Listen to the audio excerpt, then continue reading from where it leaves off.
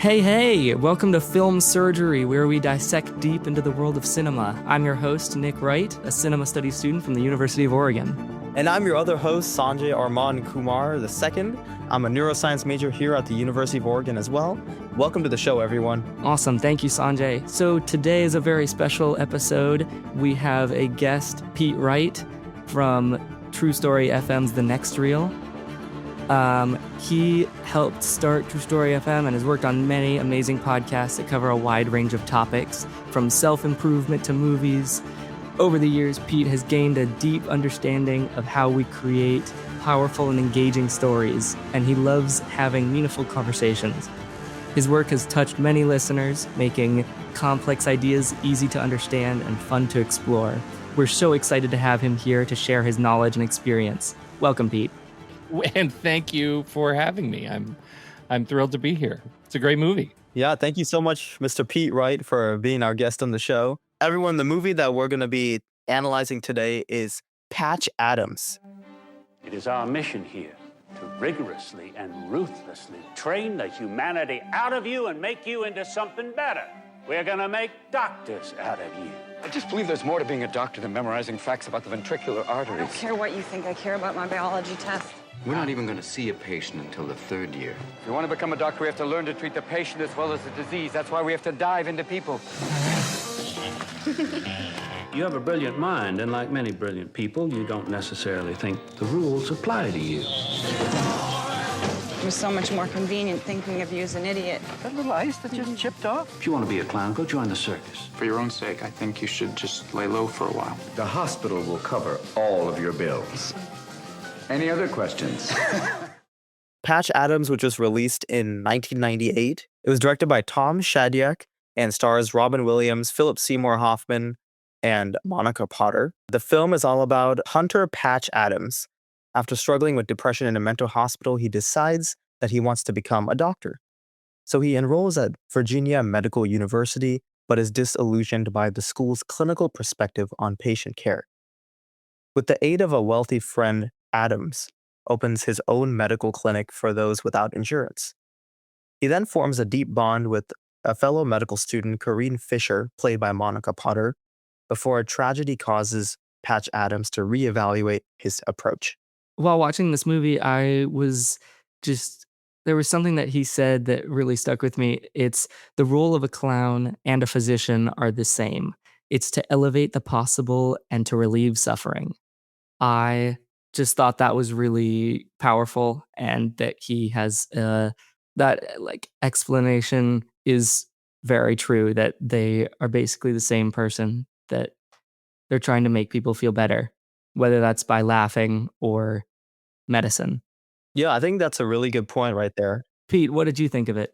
This is one of those movies that it is made to manipulate us in a really positive way, right? It's a true story, but you don't need to know that it's a true story. It's a complicated true story because, the real Hunter Adams had issues with this movie, the way it portrayed his life, as many biographical subjects, often express. They don't love the way they're treated in film, but the result of this movie is one that serves to remind us of what's possible, and what's possible in health and healing is something I think that is as resonant today, certainly, as it was when the movie was made, right? I mean, it was already hard to go to the hospital, in 1998. It was already frustrating to deal with the medical system.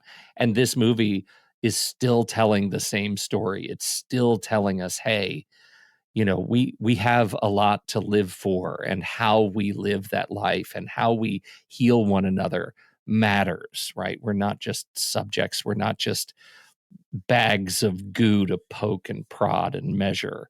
And I think that's the message of the story is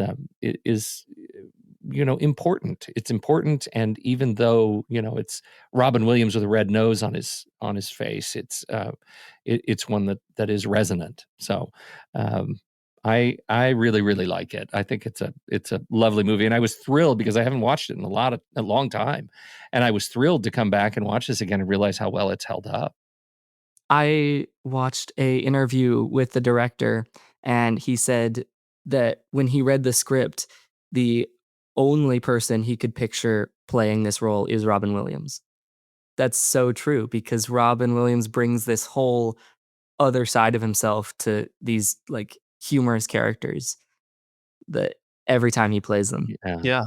And I do have to say how sad it is to watch this movie on that front. Just as a brief sidebar, Philip Seymour Hoffman and Robin Williams, their lives both ended prematurely, and Hoffman, who is his fantastic roommate in this movie and one of the great, just legendary performing talents of our age, died of a drug overdose, and Robin Williams died via suffocation from hanging himself, but also was suffering with Lewy body dementia at the time, as it later came out that his brain was unwiring itself, and I think it's just how heart wrenching it is to watch this movie and see these two guys on screen together, giving this performance that is so uplifting and joyful, and to realize that their lives ended too early and for horrible reasons. yeah, rest in peace to both of them. The two legends. It's so sad that we had to lose them at at such an early age. But I feel so I feel so grateful that we still have their films still released. We can still admire their performances and for future generations, to watch. And especially with Robin Williams, he's a comedic legend, but he also does such a great job at these more dramatic and even serious roles that we can actually see like a combination of in this film where he plays on a comedic performance every now and then, but then there's also a lot of emotional parts and we can see his expressions and how they interchange. This is such a great question. It's a great direction, and I'm interested from you guys personally. How did you come across Patch Adams? I had never heard about this movie before until Sanjay brought it up to me and was like, "We should do this because it's has a whole world of medical use and like the movie is just amazing." Yeah, and just from the last, well, before the last one, but the movie we analyzed a couple episodes ago was Awakenings, and he was the main character, the main doctor in that film. So we just kind of looked through his filmography and what other films we could analyze of his, and we saw Patch Adams as one of the films on the list. And Nick, you and I both haven't seen the film, so we decided to both watch it, as a new experience. And I'm so glad, especially, Robin Williams as being great with comedy. So it's something that it would be an interesting take to see on how he plays this role, especially as someone who is playing a real character. I think it's so beautiful that you landed on this movie now that it is, it's aging. And I think you guys, I mean, you're younger than me by, by a long shot. I saw this in the theater multiple times. And, and I think it's an important movie. And to that message, I think, just exploring the rest of his filmography, his contributions are legion, right? I mean, after this, you look at What Dreams May Come, which is a beautiful work of art that deals with grief and death and dying in a way that is incredibly touching. And World According to Garp deals with identity issues. I mean, they're just beautiful, beautiful films, and they are just out there and as good, if not better, than the other, all of the movies, the big budget movies we're seeing. So I applaud you both for picking movies like this. It's absolutely worth it. Oh, Yeah, thank you. great choice. Yeah, Thank you so much. yeah. Yeah, we really appreciate it. And even this movie has such an amazing message. For it's really inspiring for people who plan to go into medicine, like me, but also people who are doctors now and have gone through the whole the trials and tribulations of medical school. But the message that he likes to convey in the film is that people in healthcare or patients, they're not just subjects, to deal with, and you don't always have to focus on them as, just, a patient that has this condition and how to treat them, but look beyond that and how they are actual human beings with feelings and emotions, and how we can help treat them that way with laughter and happiness. And I think that Robin Williams does a great job conveying that in the film.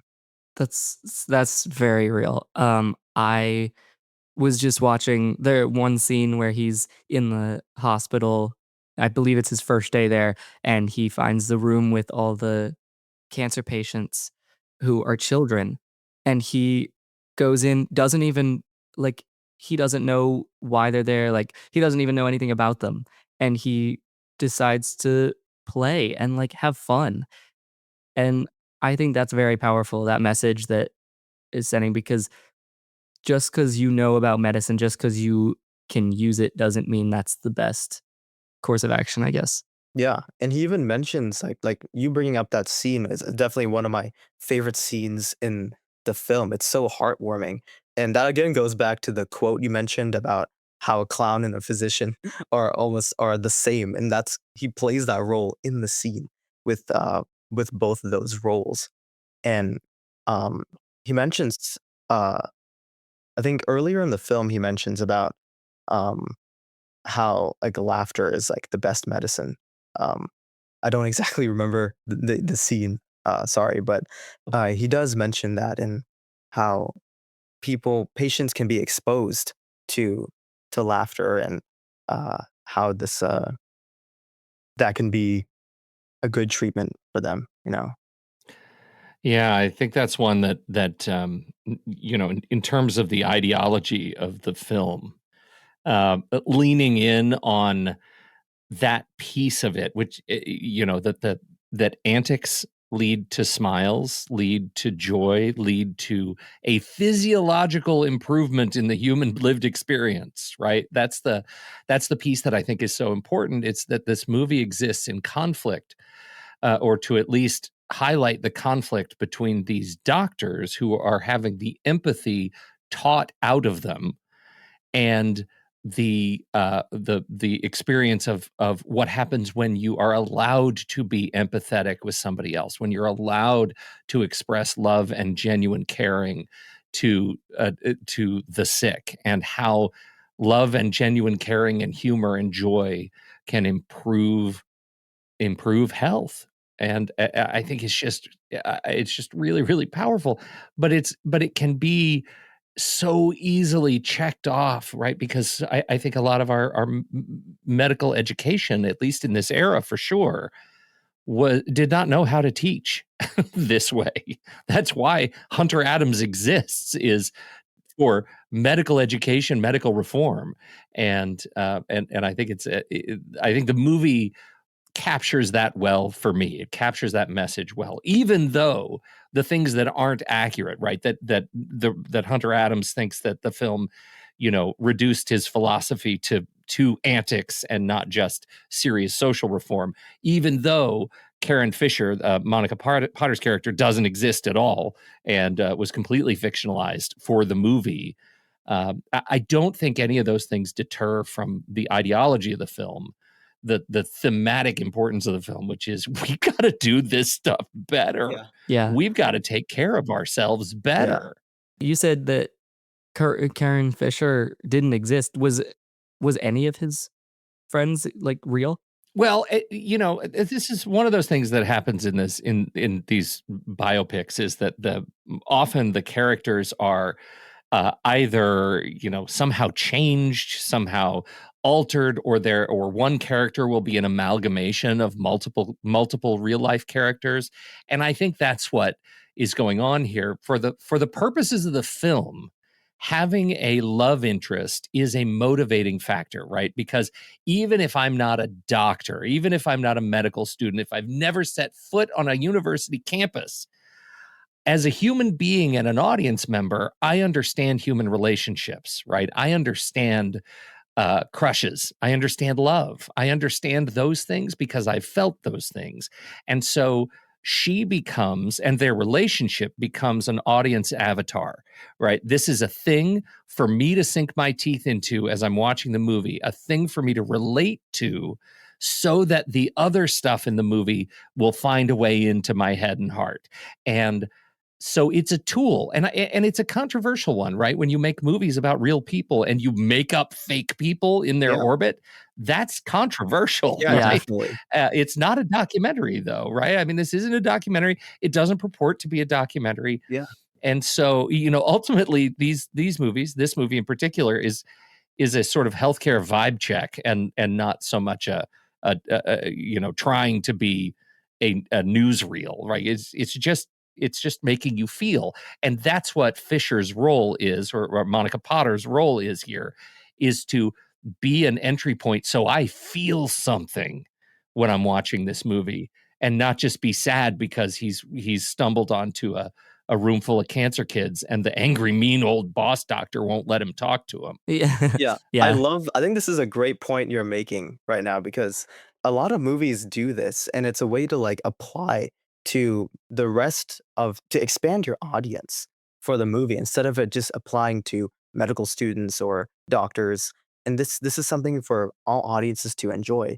And a great example I can think of is Titanic from 1997, where they have the big romance story, right, with Jack and Rose. And it's not something that just applies to like professors or historians, but it's for the regular audience to admire this love story and actually connect their own experiences with. Yeah. Yeah. Well, and that is a great example because there was no Jack and Rose on the Titanic, right? There is no evidence that there was a heart of the ocean diamond. That was totally made up, but it was a vessel for us to explore this horrific, uh, uh, uh, you know, happening at sea, and so yeah, it's a way in. Yeah, that's a great point. I love that. Yeah, that's actually a very good tie because I did Okay, not think so about that relationship that way. I want to bring up one more scene that is connected to what we're saying, but it's early on in the film. Um, Patch and his friend Truman that he meets on campus are first shown. This is during, I believe, their first or second year in medical school, and they're being presented with a woman named Marjorie, and they have a doctor who's kind of leading their whole group and mentions that she's suffering from juvenile onset diabetes with poor circulation and diabetic neuropathy. He says all of this, and which applies to the other medical students in their group. And as you can see, they're asking questions about what's the rest of her diagnosis, what's the treatment, and but then you see Patch raise his hand and ask, "What's her name?" And at first, all the students, even the doctor himself, they're all kind of stumped. They did not expect this type of heartfelt question, right? And the doctor says, Marjorie, that's her name. And you can see Truman kind of arguing with him, like, what are you doing? You're going to get us kicked out of medical school. But I just love how Patch is still determined. He still sticks with kind of uh, that social aspect of himself. Well, and what's so powerful about that, Sanjay, is that it's not so much that the other, med students and that their professor, their doctor, didn't it's not that they weren't aware that she had a name. It's that they didn't care, Yeah, right? That wasn't important, they were more focused on and the medical, like what right. her diagnosis was. Right. They were completely divorced from the humanity of this terrified individual sitting on a gurney surrounded by a dozen kids who are just talking about her as if she's not there. And that's the piece that's important. It's not that they don't know, it's that they legitimately didn't know they should care. All right, that's really interesting. And I mean, it's a great scene to point out because in one line of Patch's character dialogue, it teaches us so much about the entire scene, Yeah. right? What's her name? 3 words completely change the context of the scene. It is so beautifully, beautifully written. It also makes us learn more about the character himself, because it shows that he doesn't care about her diagnosis. He cares about getting to know her and what like what she's about. Well, and I think to that point, Nick, right? This is about a guy who is driven by instinct before intellect, right? He was already driven to ask that question before he knew anything about how to be a doctor. He just knew, he understood humanity and love and joy, and he found it. We've been talking about the doctor part, right? The med school part, but we haven't talked about the beginning of the movie where he puts himself in, what was then known as an asylum for care because he thought he was going to take his own life, and he ends up becoming a massive agent of impact on the lives of the other people in that facility. It was extraordinary. I'll tell you, I had forgotten that entire segment even existed Really? when I started this movie. I thought I was watching the wrong movie. Yeah. Like, I had no memory of it at all. It's beautiful. It It's is amazing. beautiful. And we see in the beginning, you just mentioned when he's in the psychiatric hospital as a patient, we see that he still was maintaining this kind of this social role where he builds really friendships with the person who's his roommate. We see how he has a psychotic episode, but then he's able to kind of work around that and conform to it. And that's that scene I found um, really beautiful. While we're talking about this, can I read this section about his backstory? Yeah, sure. Go ahead. Dr. Hunter Patch Adams is a unique figure in the medical world, known for his unconventional approach to healing, which emphasizes laughter, kindness, and human connection. His life's work extends far beyond the Hollywood portrayal in the 1998 film Patch Adams, starring Robin Williams. While the movie brought widespread recognition to his story, the real Patch Adams is a social activist, physician, and visionary who has spent decades fighting for a compassionate and accessible healthcare system. His journey from a troubled youth to an internationally recognized humanitarian is a testament to the power of optimism and perseverance. In the early 1970s, Patch Adams co-founded the Gesundheit Institute, an experimental community-based hospital in West Virginia. Unlike conventional hospitals, the Gesundheit Institute operated to provide free healthcare, rejecting the idea that medical treatment should be driven by profit. Adams envisioned a system in which doctors and patients lived together in a supportive communal environment that emphasized holistic healing, joy, and human connection. Although the full realization of the Gesundheit Institute's hospital model has yet to be achieved, Adams and his team continue to run small-scale projects based on these principles. The Institute has influenced discussions on patient-centered care, laughter therapy, and the need for more compassionate healthcare system. Awesome. Thank you, Nick. Last night, while I was getting these notes, I spent about an hour just watching his YouTube channel because he's a genuinely nice guy. Yeah, and we see kind of how he's treated in the film when he wants to go his own direction in the medicine community by forming this new institute, the Gesundheit Institute, with free healthcare and looking beyond his patients as not just subjects who need treatment and looking at them like physiologically, but more about their emotional states, how they are as people. But you can see how that's kind of disproved in the film as he almost gets kicked out with the tactics that he uses. Yeah, that's it's messed up. That's the political piece, right? The political piece that gets in the way of progress, and the fact that it does not take, it doesn't take but a slight breeze to blow down a house of cards. And he chose to practice medicine without a medical license, and that's kind of a big Yeah, deal. that's Very very legal. It's like- risky right there. That's a big deal. And so, it's hard. it's hard to find, whole judgment. Like they make the principal antagonist of the film. Oh my gosh, his name escapes me. Was it Dean Dean Walcott? Dean Walcott. Bob Gunton, right? They make Dean, yeah, they make Bob Gunton's character, Dean Walcott, the ultimate antagonist, right? He's the bad guy.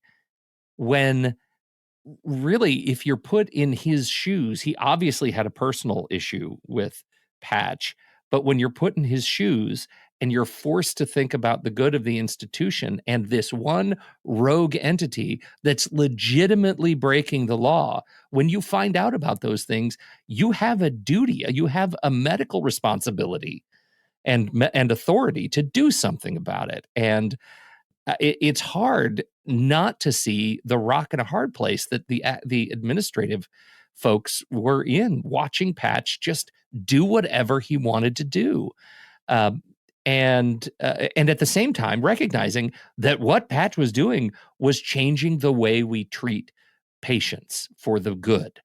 How do you pick a side between those two things? That ultimately what it is, I mean, that's what we're describing is cinematic conflict, right? That's where our heart lives, is right between those things, because neither one of these agents is ultimately all bad, right? The film artfully allows us to choose the pieces of each that we like and respect and understand, and rally against the pieces of each that we find ridiculous. And of course, Dean Walcott's character is overwrought and overwritten, and a caricature of a real life, Dean.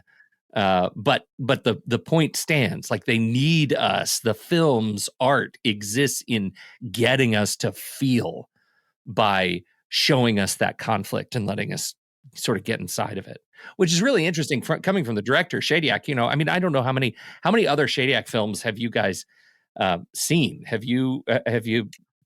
Well, I'm not sure. I mean, did he direct Ace Um, Ventura? he did. Yes, I love Ace Yeah, he Ventura. did. Yeah. I also And saw Liar Liar with Jim Carrey. Yeah, Liar Liar. It's a Mhm. great movie. He did The Nutty Professor. He was directing The Nutty Professor while he got the script for Patch Adams. And so while he was directing it, he read through the uh, Patch Adams and said immediately, yes, I would love to do this, but I'm only doing it if Robin Williams is on. Interesting. Wow, that's really cool. I Yeah. never knew that. It's such an interesting thing, like his entire vibe leading up to that, right? He'd done a Tone Loc video, and you are forgiven if you don't know who Tone Loc is. I don't. Yeah, me neither. Frankenstein: The College Years was a TV movie that I did not see, but obviously Ace Ventura is broad comedy. Nutty Professor, broad comedy. Liar Liar, broad comedy. Here's this guy who is essentially asking for something different. Give me something different. He gets a script for Patch Adams, and it just makes sense. It's like, I can use humor, I can use broad comedy, and I can use that as a gateway to make people feel. And I think it's a tent pole for him, because look what happens afterward. He does Dragonfly, which I have not seen, but Bruce Almighty and Evan Almighty, broad comedy movies. Wow, he did both of Again. those? Both of them. Yeah, Interesting. he did both of those. Wow. Yeah. Well, and actually, apparently this script went for about a year untouched until they were ready to do something with it. And I find that incredible, because who would just leave this script lying around? Like, I would.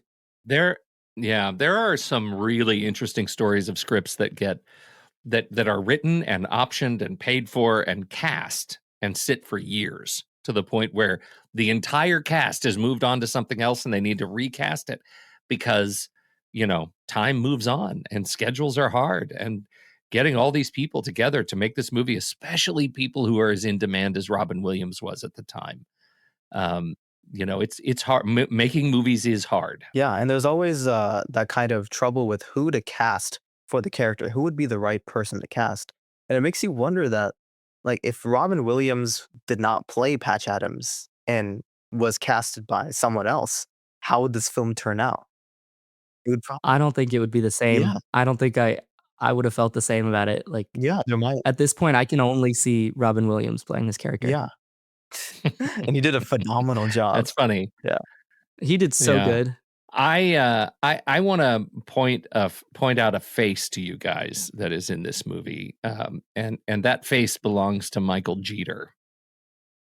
Michael Jeter was the roommate in the institution Oh, who Rudy. could not get off the bed Of because the of the squirrels, squirrels. yes. Rudy. Yeah. Michael Jeter sadly died now over 20 years ago. He was only 50 when he died. He had an epileptic seizure and suffocated. And but I know you recognize him. You will certainly recognize his voice. His voice is that of Mr. Noodle on Sesame Oh. Street. Really? Did I? Mr. Noodle. I Yeah. loved Mr. Noodle. Yeah. Oh, he was on is Elmo's World. He has Yes, Yeah. he was on Elmo's World. Yeah, absolutely he was. His Who's- voice was who's was Mr. on, Noodle? Elmo's He World. was a character on Mr. Noodle? he was Yeah. a character on Elmo's World on Sesame Street. I I never watched. never recognized him. Oh, he's an incredible, incredible actor. He was also in movies like Waterworld. It wasn't a great movie. He was in The Fisher King. He had a fantastic role in The Fisher King.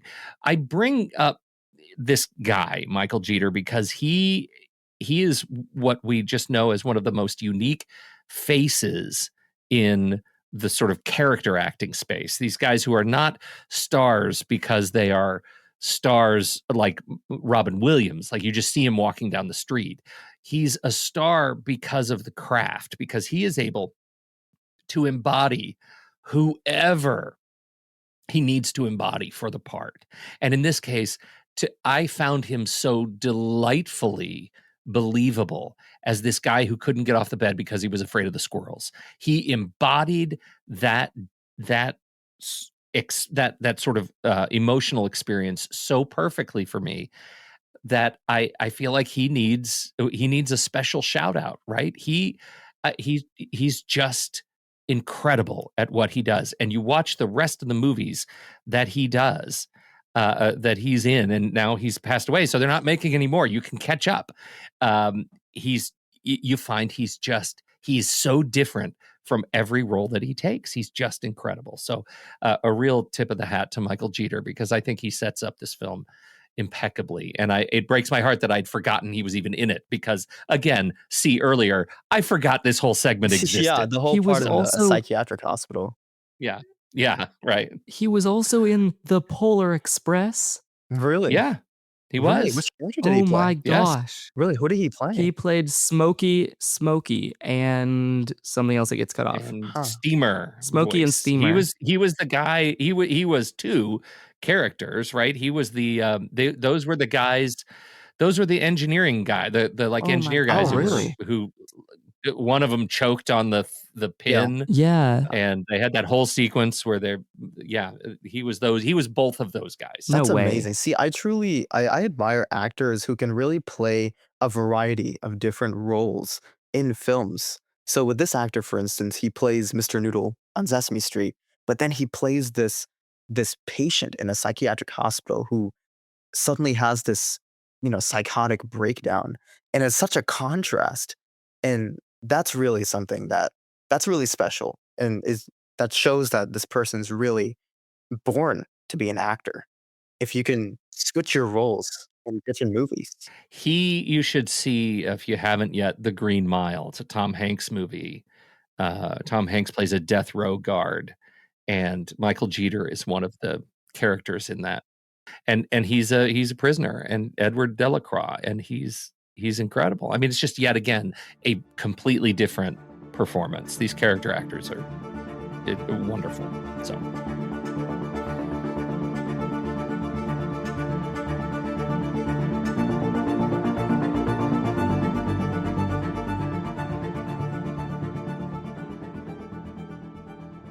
Oh my goodness. This movie has so many crazy cast members. But can we just talk about the awards for a second? They have a Academy Award nomination for Best Original Musical or Comedy Score. for Mark Shaman. They have a Golden Globe nomination for Best Actor in a Motion Picture, Musical, or Comedy, Robin Williams. And then they have this thing called the Golden Raspberry Awards, the Razzies, Huh. which Yes. which are the worst awards. Interesting. So What? they have You guys don't follow the Razzies? They're legendary. they have 3 nominations for Worst Picture, Worst Director, and Worst Screenplay. Really? So Yeah. Yep.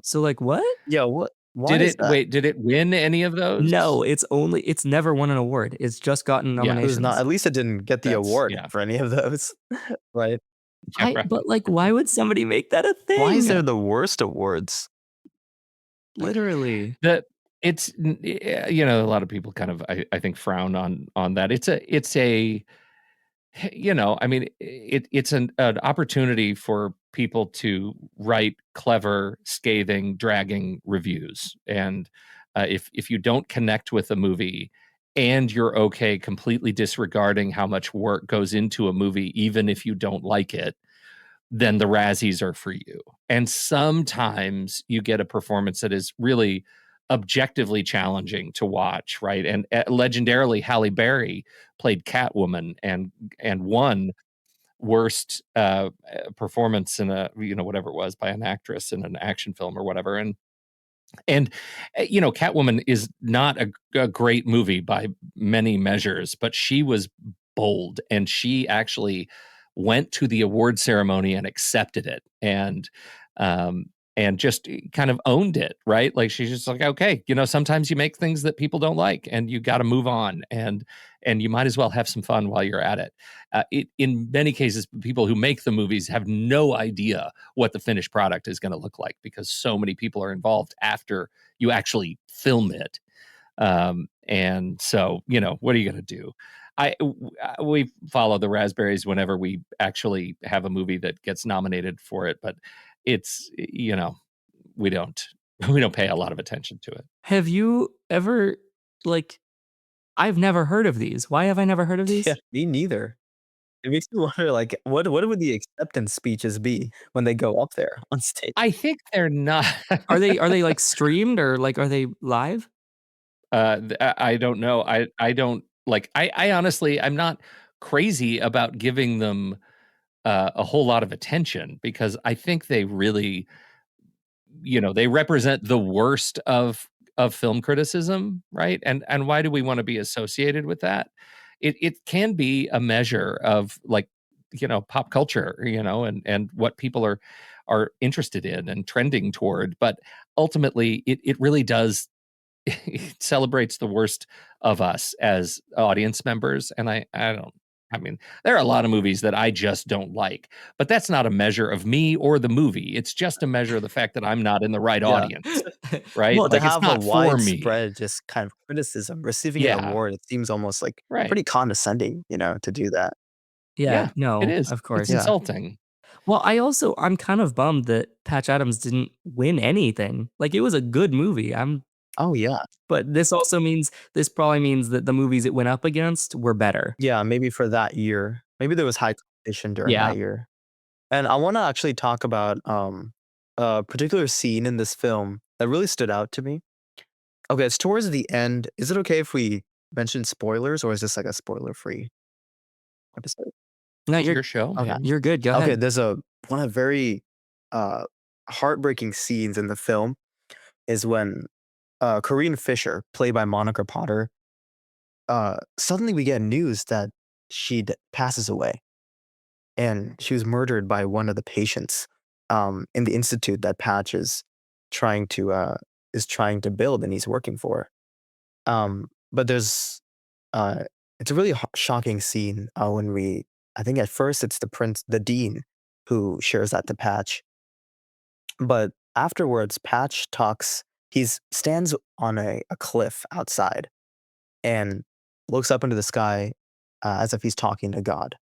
And he says, and I quote this, "You create man, man suffers enormous amounts of pain, man dies. You rested on the 7th day, maybe you should have spent that day on compassion." And then after he says that, we see a monarch butterfly fly over to him as a gift from God.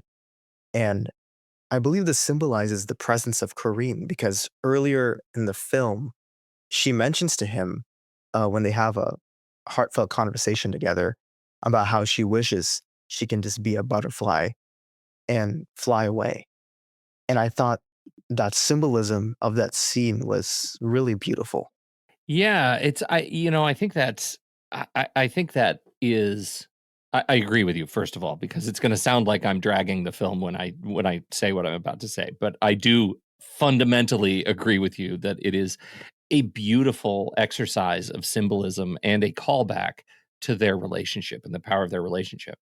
It is also the peak. Like, if we're graphing the emotional manipulation of the movie, it's the peak. It's Everest, right? It is you're at the heights of feeling for this movie, and this is what's going to allow us to ride with Patch as he rebuilds his life, right? As he takes action and moves forward.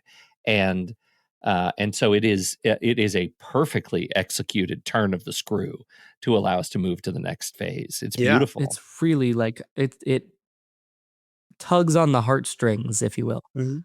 Like Yeah, just representing kind of his emotional transformation um, as well in the film. Yeah, because it is, we talk a lot about the healing power of laughter, right? Which is a little tropey, but the fact is that it's the healing power of beauty, right? He's standing in an incredibly beautiful place. This beautiful creature has landed on on his person and represents all that is beautiful around him, right? The lives that are around him, the laughter that's shared. It's the healing power of beauty heals Yeah. him when he's at his very Yeah. lowest. yeah, It's lovely. Just Yeah, lovely. it's so beautiful. And it shows that when the butterfly lands on him, he looks beyond as this is just a creature of nature, you know. He looks at the butterfly and thinks beyond about what this means, what could this symbolize? Similar to earlier in the film when he's in the psychiatric hospital and the patient comes up to him and asking, "How many fingers am I holding up?" And he says 4, but really the patient is looking beyond the fingers. What else? What could you see beyond um, what's actually that's obvious? yeah, that's a Yeah. great connection. You're just another idiot. Exactly. Right? He's so Yeah. good. There's not 4 fingers, there's 8. Yeah. Yeah. Yeah. Right. It's beautiful.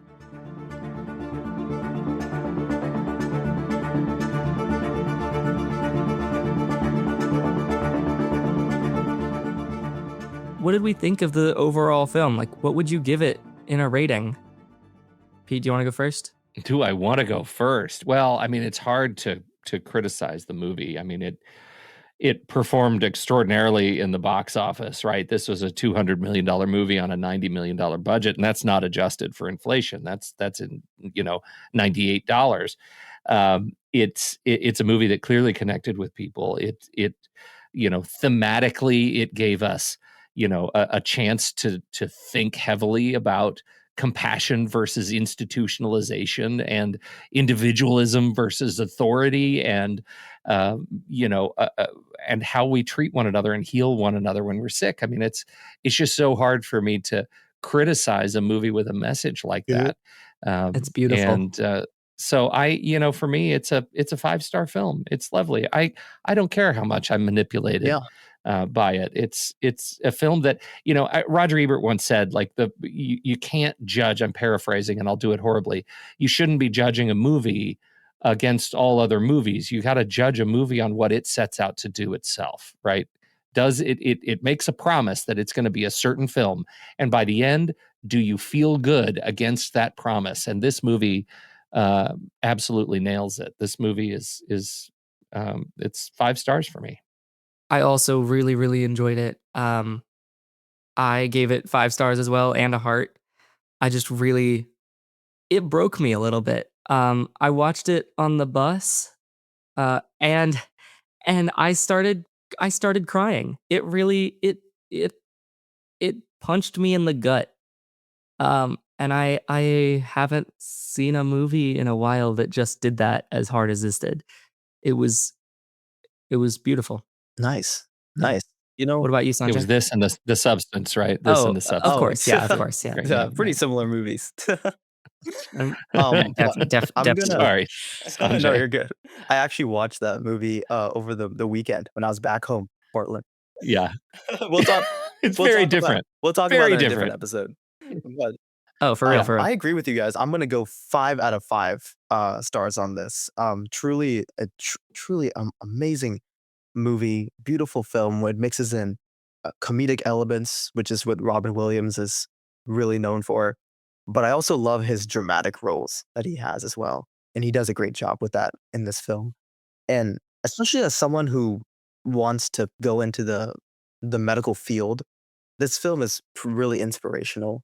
Um, Knowing the kind of character Patch Adams is and the stress that we see of him in medical school and the stress we see of the characters in the film that he experiences as they all study together, they all you can see that they feel overwhelmed, but he we don't really see too much stress from his character because he's always determined to still make people happy and bring joy to people's lives. And that's something I really love. So 5 out of 5 for me. Wow, that's great, Sanjay. Yeah. Wow.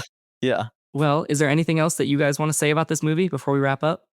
Anything else I want to say? Well, the only other notes that I had were around just the overall cinematography, because I'm so moved by the look of the film. And Faden Papa Michel is the cinematographer, the DP, and I think he created a visual style that was warm and so inviting, and was an absolute contrast to hospital chic, right? Like, I think the look of the film and the way it captured the faces of these healers, whether they were healing through the medical establishment or healing through the Gesundheit Institute. It's just a celebration of everything we've been talking about.